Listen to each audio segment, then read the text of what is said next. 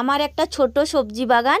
তো শীতকালের জন্য আমরা টুকটাক করে শাকসবজি লাগিয়েছি। আপনারা দেখুন এখানে কতগুলো মূলো শাক লাগানো হয়েছিল, মূলো বীজ ফেলা হয়েছিল। আর এই যে দেখুন এখন মূলো বীজ ধরে গেছে, এগুলো আমরা রেখে দেব শুকিয়ে।